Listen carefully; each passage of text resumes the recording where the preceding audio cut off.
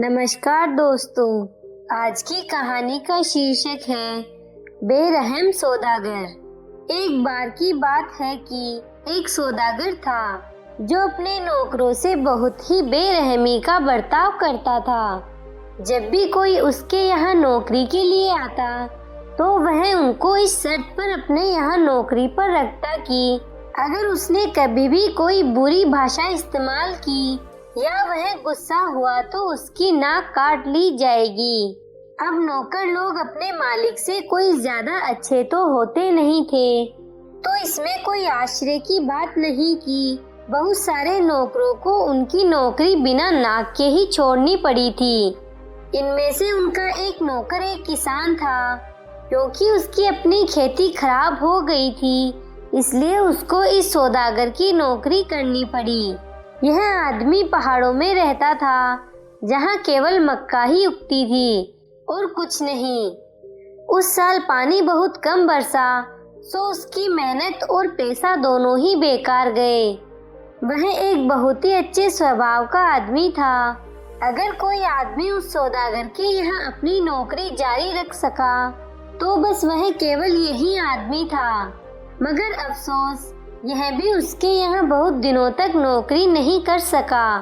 एक दिन की बात है कि किसी बात को लेकर वह बहुत परेशान था।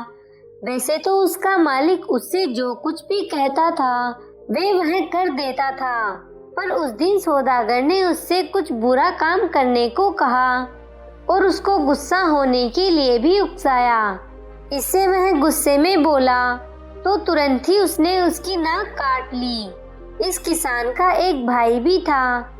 उसको अपने भाई को बिना नाक के देखकर बहुत दुख हुआ, तो उसने उस सौदागर से इसका बदला लेने की सोची। वह सौदागर के पास गया, उससे नौकरी की मांग की। सौदागर बोला, ठीक है, मैं तुम्हें काम पर रख लेता हूँ, पर मेरी एक शर्त है कि अगर तुम कभी भी कुछ बुरा बोलते या गुस्सा होते पाए जाओगे तो तुम्हारी नाक काट ली जाएगी। भाई बोला, मैं आपकी शर्त मंजूर करता हूँ, अगर आप भी ऐसी ही शर्त माने तो। सौदागर बोला, मुझे मंजूर है। भाई ने सोचा कि अगर यह योजना एक आदमी के ऊपर काम करती है तो दूसरे के ऊपर भी काम करनी चाहिए। काफी दिनों तक यह योजना काम करती रही।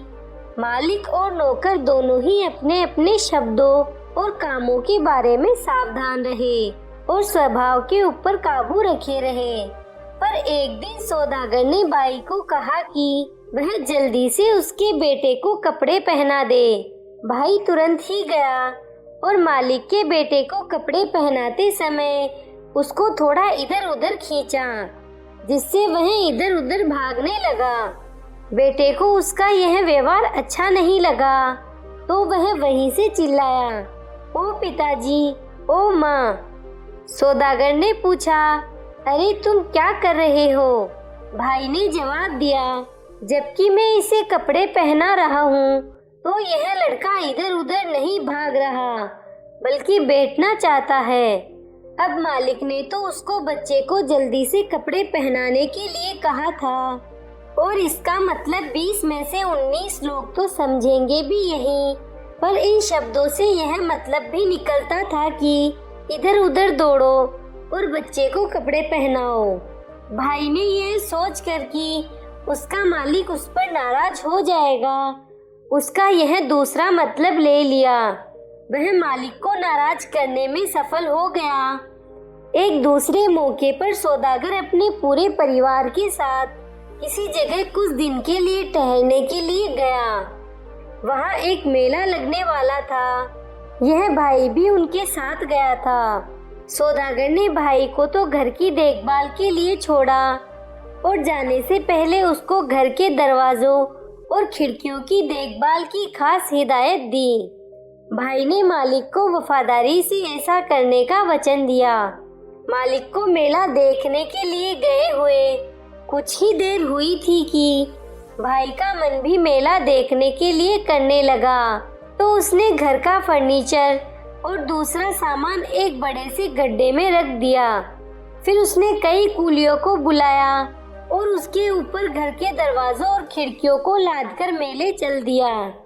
सौदागर के आश्चर्य की तो सीमा ही नहीं रही जब उसने अपने नौकर को मेले में देखा और उसके साथ उसके पीछे आते कई कूलियों को दरवाजे और खिड़कियां उठाकर लाते देखा। गुस्से के मारे उसका पारा 7वें आसमान पर चढ़ गया। वह चिल्लाया, ओ बेवकूफ, यह तूने क्या किया? भाई नरमी से बोला, सरकार, मैंने तो आपके हुक्म का पालन किया है। आपने मुझसे दरवाजे और खिड़कियों को ठीक से देखभाल करने के लिए कहा था। आपके जाने के बाद मेरी भी मेला देखने की इच्छा हुई तो मैंने सोचा कि ये मेरे साथ ही सबसे ज्यादा सुरक्षित रहेंगे, तो मैं इनको अपने साथ ही ले आया। आपका फर्नीचर भी सुरक्षित है। मैंने उसको एक बड़े से गड्ढे में छिपा दिया। सौदागर चिल्लाया, अरे बेवकूफ, और उसके चेहरे पर एक चांटा मारा। भाई ने उसकी गर्दन पीछे से पकड़कर और उसकी नाक काटकर बहुत जोर से हंस पड़ा और बोला, अब हम बराबर हो गए। अब मैं जाकर यह सब अपने भाई से कहता हूँ। आपको ये कहानी कैसी लगी नीचे कमेंट करके जरूर बताइएगा। अगर आपको कहानी पसंद आई हो तो अपने दोस्तों के साथ जरूर शेयर करें और ऐसी ही प्यारी कहानियाँ सुनने के लिए हमारे YouTube चैनल को सब्सक्राइब करें। धन्यवाद।